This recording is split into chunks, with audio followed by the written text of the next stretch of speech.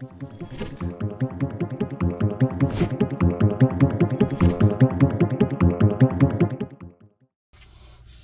it going, nerds?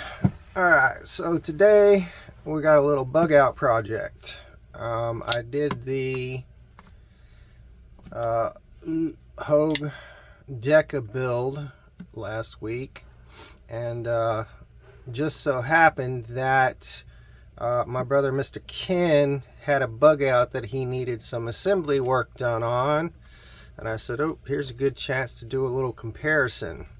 So we'll take a look at how the Deka stacks up to the bug out after we do the assembly here. So we got a pretty sweet, I believe this is a Rec exclusive CPM M4 bug out in the flat dark earth coyote colors.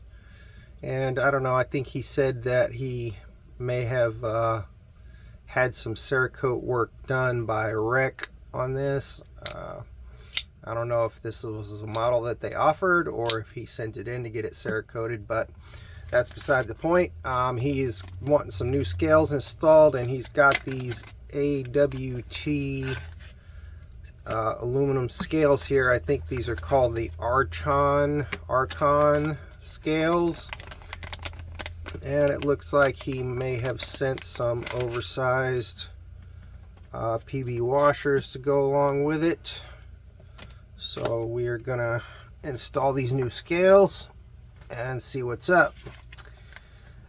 So I've had one set of AWT scales in my past. I did a it was a Manix 2 build that I did in a similar color scheme, and it was sweet.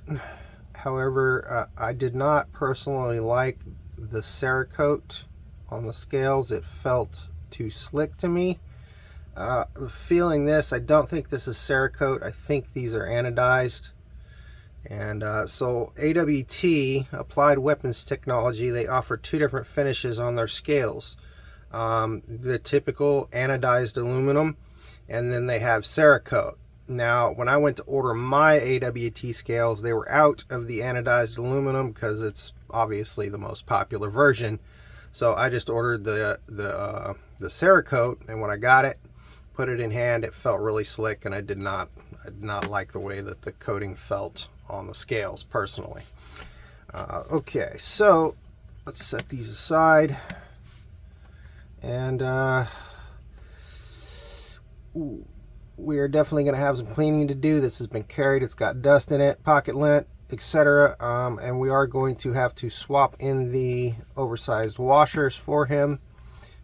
So we will be disassembling the cage, which is not the funnest project I've ever done. And let's see, is this a, no, this is a T10 on the pivot, I do believe. Let's see here. Okay, let's just leave that. Yeah, okay, so T10 on the pivot, and then it looks like T6 on the body screws there. Probably start with the pivot.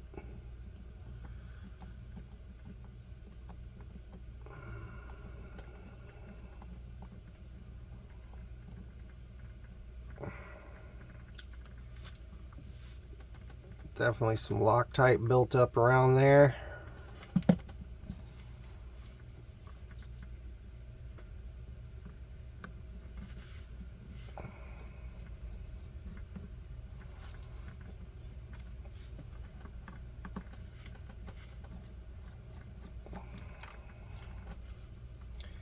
There are probably some screw length differences here in these screws, so we're going to try and keep them sort of organized. Okay, that one wants to fight me. Let's get the clip off.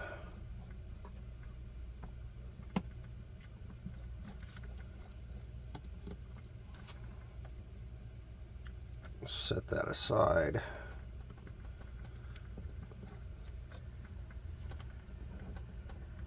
rear screws,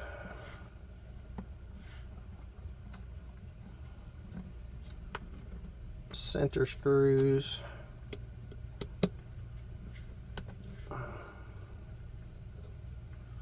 cage screws, and then stop pin screws. So, okay, stop pin, cage,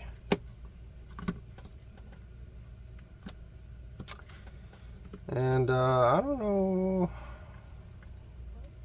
these scales got some flex to them. I'm going to assume that they're the Gravity scales that have been Cerakoted.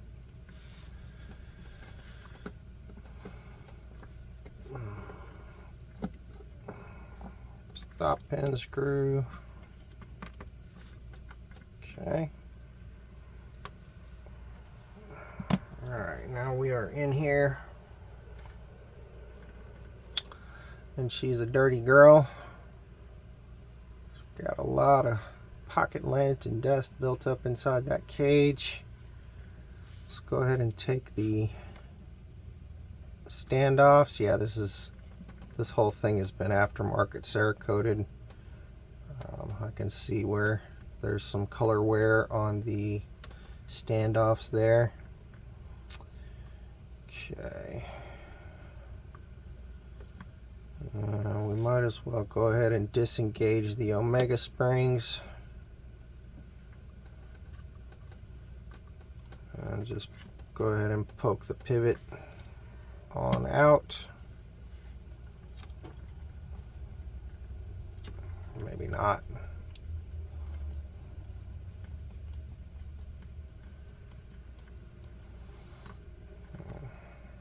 Okay.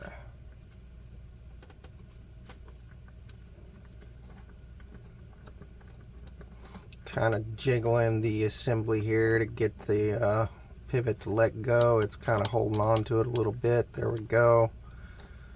And the assembly is going to come out. Pull our pivot, and I will take, there's a lot of Loctite buildup underneath the head of this screw here, it looks like.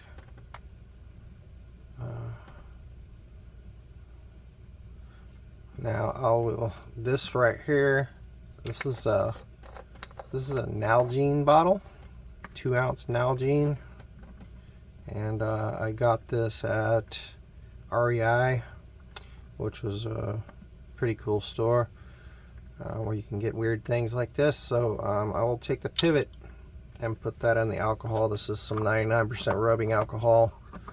Just gonna let that soak and clean up the oils and stuff that are on the pivot.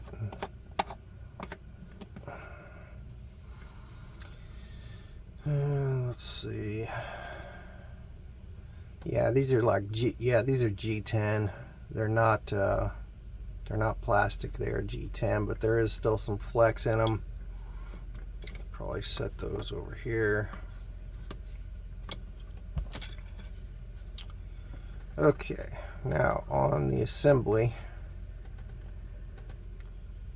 this puppy is real dirty. We're going to relieve the second Omega spring and just pull this assembly out of here.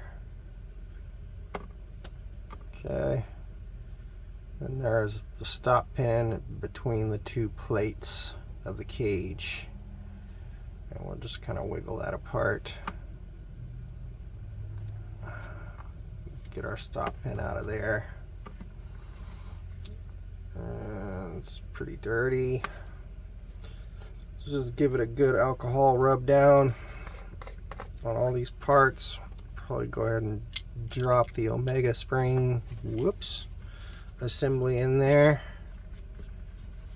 And now we got plenty of alcohol on our towel to work with here. I meant to do that. That was totally intentional. I'm a professional, guys. Let's see here. Okay, one clean assembly.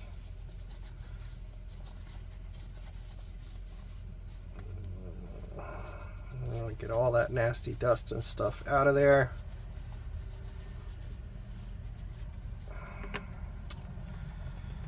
Okay, PB washers. Wipe down the tang really good. Get the whole back side, and then I'll usually clean the hole out really well. That's what she said.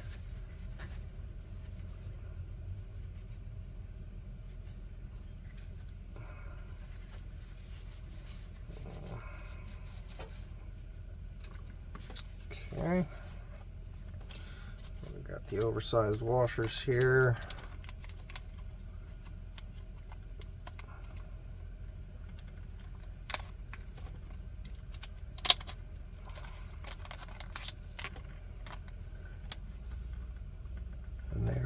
They are indeed the same thickness while being twice the size.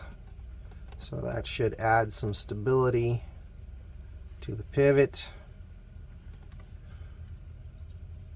Yeah, looks real good. Now,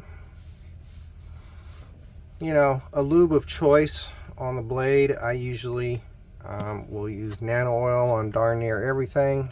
I put that shit on everything, as they say. And yeah, we're gonna get the Omega assembly and the axis bar out of the goo and clean all of that up really well.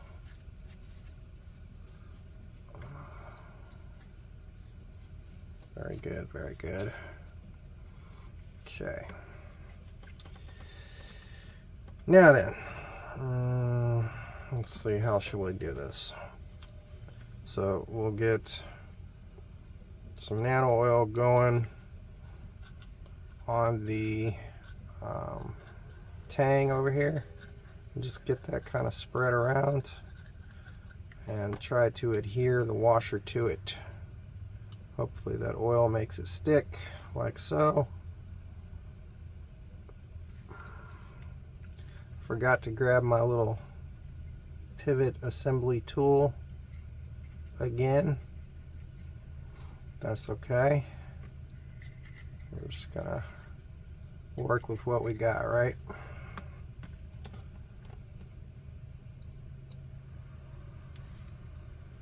So the washer's stuck to the tang real nice. Try to get them into position and set that aside.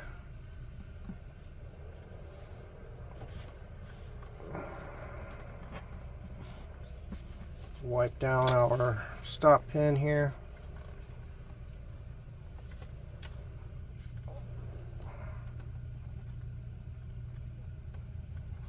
You can easily tell which sides of the cage plates are which, because when they did the Cerakote, they masked that off.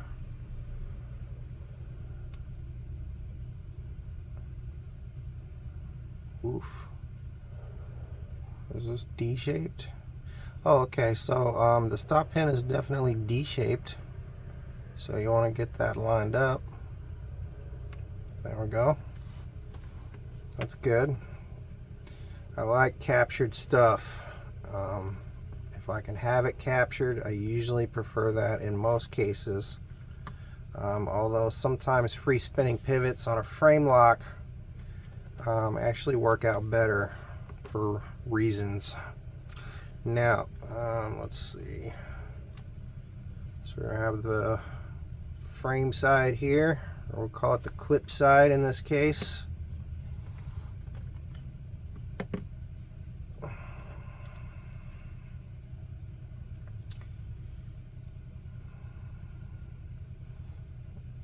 We're going to take and slide our Omega assembly in here.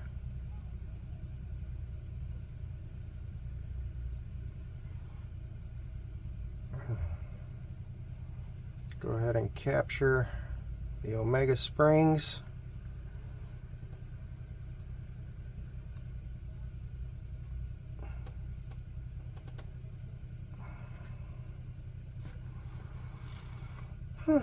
Now, the goal is to slide this assembly in there and get it to line up. And we'll go ahead and add a little bit of nano oil to the other side of the washer. Now, I don't use nearly this much nano oil when I'm doing bearings, but with a washer setup, go nuts with it. That's just my opinion. Now, this should be fun. So,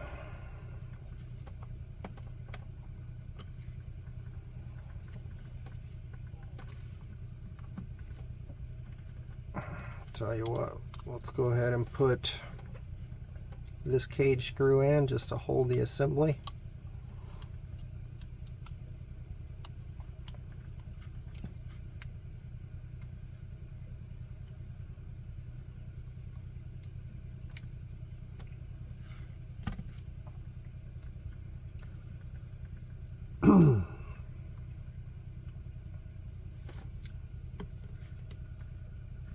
Okay.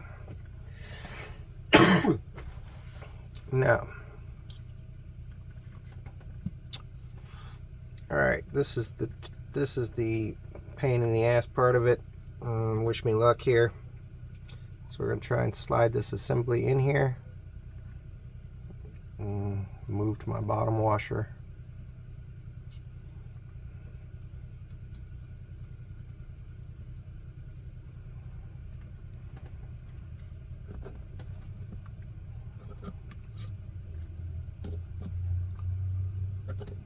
Okay, looking pretty good. Stop pin is in place. Good thing I didn't forget that. And we do have a captured D-shaped pivot. Whoops.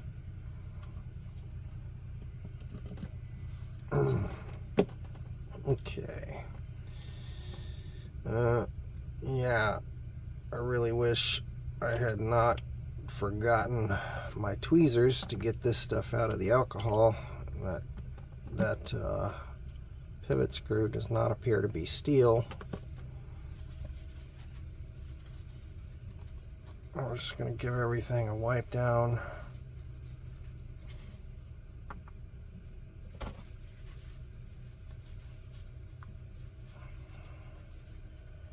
If you didn't know, Cerakote is extremely chemical resistant. The alcohol will not hurt it. I'll just manually blow the alcohol out of the pivot barrel. You can use a compressor or your mouth, whatever you prefer. That's what she said.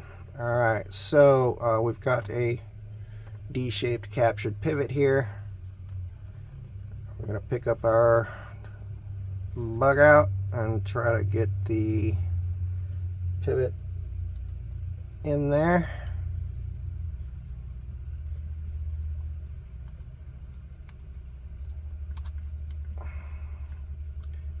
Now, this is the fiddly part, and if you don't get that D shape into the D-shaped plates, then it won't go through. So we know that the D shape faces up towards the spine of the knife, so we're just trying to line everything up. Okay, it went through something, maybe the first washer. Tell you what, let's go ahead and put the stop pin screw in as well.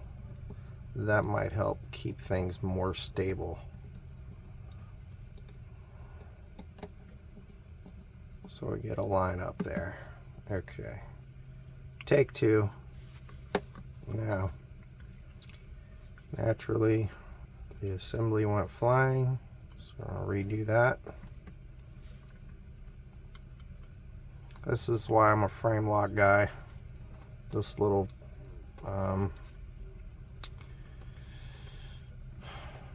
fidget factor lock thing here is cool, but they are just not fun to work on in the least bit.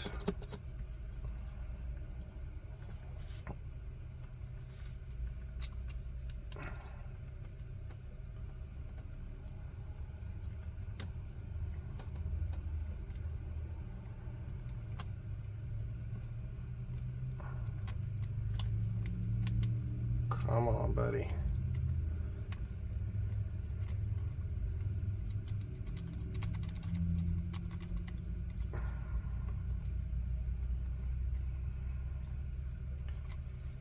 Cannot be sure which.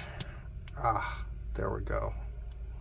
So I had to pull back on the lock, and that did the trick. Now she's in there. Okay, so we got our oversized washers installed. We got clean parts and lots of nano oil to go around for everybody.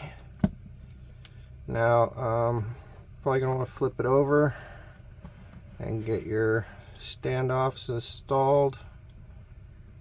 These also have a D capture in them.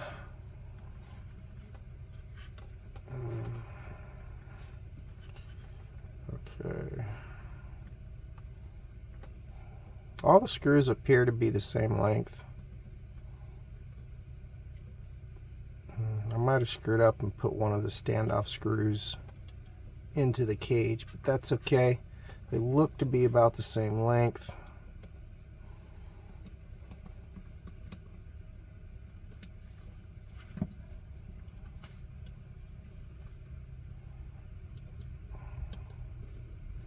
Standoffs are captured, so you gotta put those in at the correct D shape.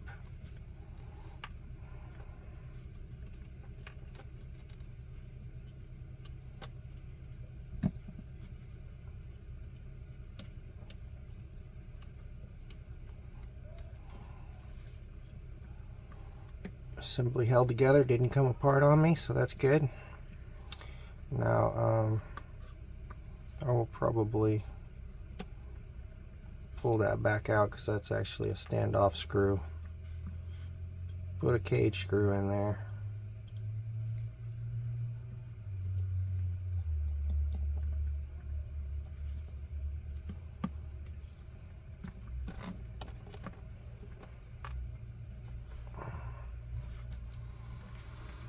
And we are ready for the top scale.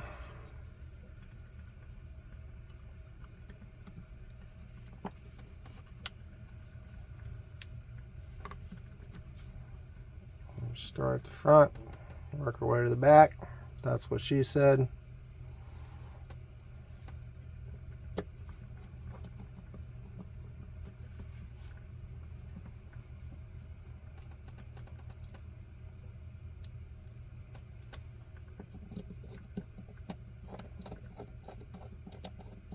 Uh-oh. Little short screws. Have to kind of push my cage plate up, or else the screw is too short to catch it.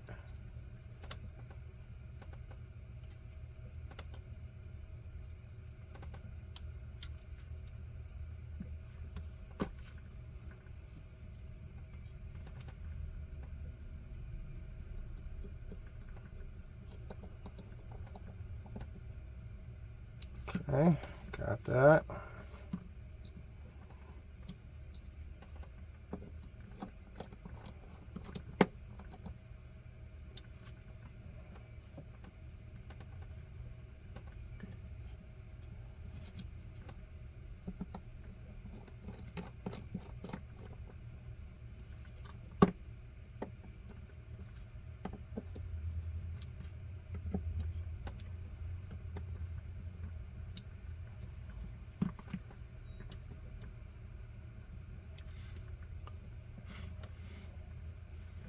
Ready for pivot screw. We're just going to get all of this adjusted and make sure it's all functional, and then we'll put a drop of Loctite on the pivot screw. I do not Loctite body screws almost ever unless there's some kind of problem with the body screw. They generally hold in. So we're getting that cranked in and just snugged up. Still got a little bit of blade play there, side to side. Quarter turn.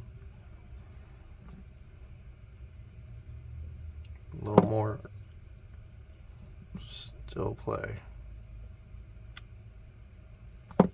This pivot actually doesn't need Loctite at all. I take that back.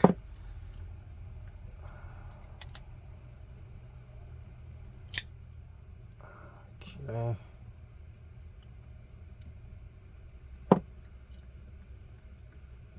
Play is darn near gone.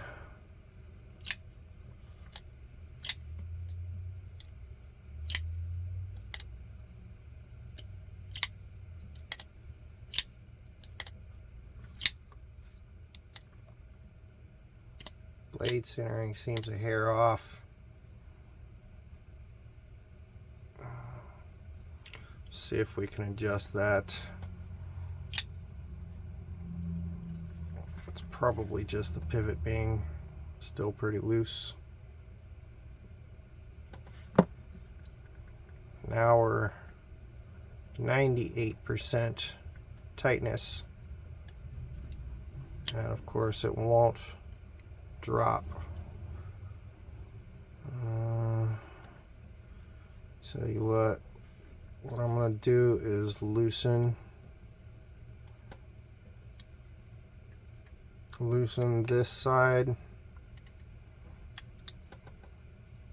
All the screws, just loosen all the screws on one side.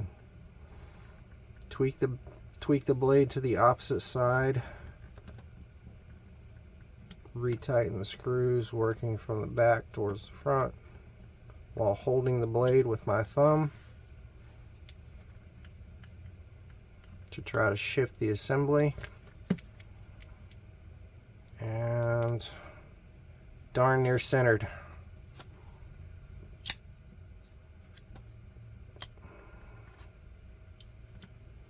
Now this bug out probably won't be as smooth as one that's not coated. That's just the the price you pay for having these sweet looking coatings. There will be some assembly break-in time to get the coatings all smoothed out, and we've still got a little bit of blade play there, and it's definitely not drop shut, but there is another solution to that.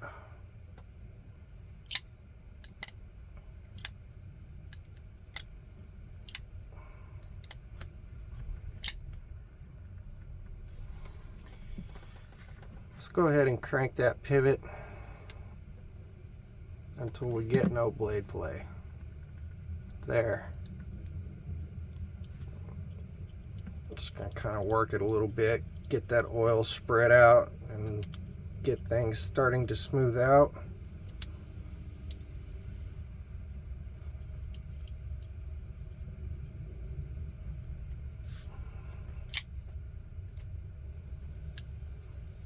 Okay.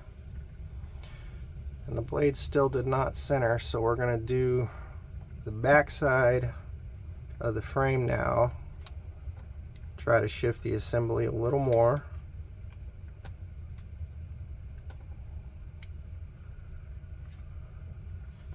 See, I'm just using my thumb and pushing that blade over, and that's going to shift the assemblies like so.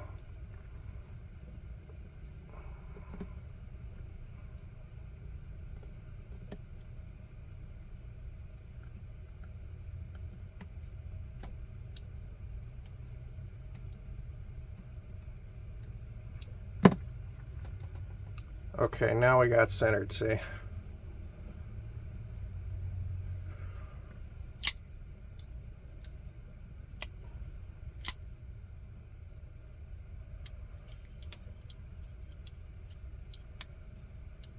Okay. No play at all. We're going to back that pivot off just a hair.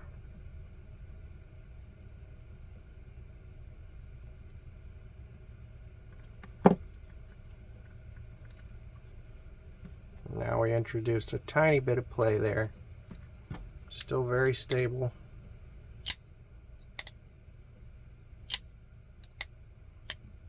Gonna flick it down real good. Yeah, I'd say that's a good tuning.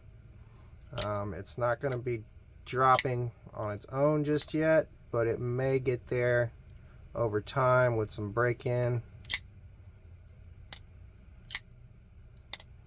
Another thing you can do that I've figured out with the bug outs over the few that I have built is when you have an assembly, you know, where the blade doesn't want to drop, one thing you can do is just ever so slightly loosen the cage mounting screw on both sides.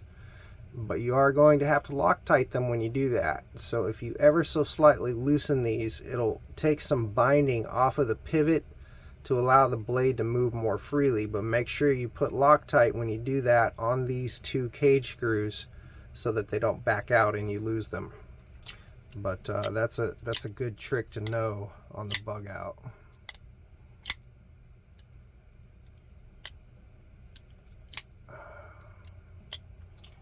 I'd say,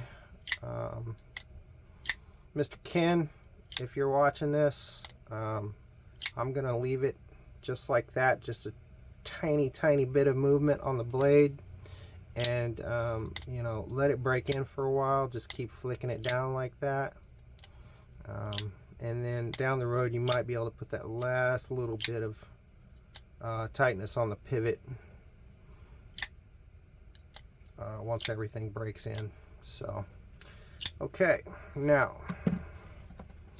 last part of the build is the clip.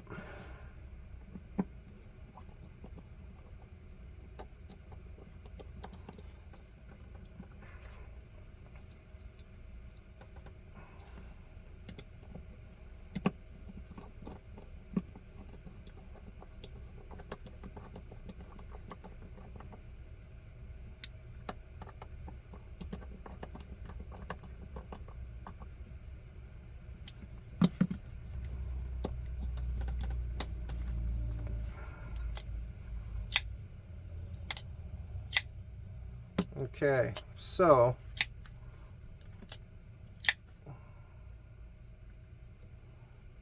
this edge has been sharpened on the aftermarket. It's pretty good. It's nice and sharp. It's semi-polished, and yeah, so no need to mess with his edge. Sounds real nice. How do I feel about these scales? Yeah, they got that texture to them that just feels really grippy. So I know that these are the anodized AWT scales, not the Cerakoted ones, and it feels really good. It's grippy. It's not slick like the Cerakote is. This is really good. Okay, so these scales, man, very thin aluminum, so they're light, great texturing. Love them.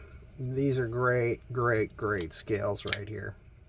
Now, Bugout versus Deka. So I've got the, if you didn't see the previous video, I've got the aftermarket scales from original Goat with the XL extension on the back of the scale here that makes the scales longer than normal Deka scales. And so this knife now has a handle that's a pretty good bit longer than the Bugout. And so the blades on the Bugout and the Deka are very comparable. Although the the Bugout has a full flat grind, while the Deka has a high saber grind with a big flat area here. So the Bugout is probably going to be a slightly better slicer, to be honest. Other than that, the shapes are very similar. The Deka has a slightly sexier swedge that goes along with that high saber grind there. And so, you know, and the one thing I do notice immediately is the placement of the thumb studs much closer to the scales on the Bugout. And let's see which I prefer. That feels really good. That feels okay. I don't feel like I have as much torque on the thumb stud because of its placement. If it were a little higher up, it would feel like I got more pop on the blade. And so I'm gonna give the Bugout the win on that. You can even hear the difference. You hear how snappy this sounds?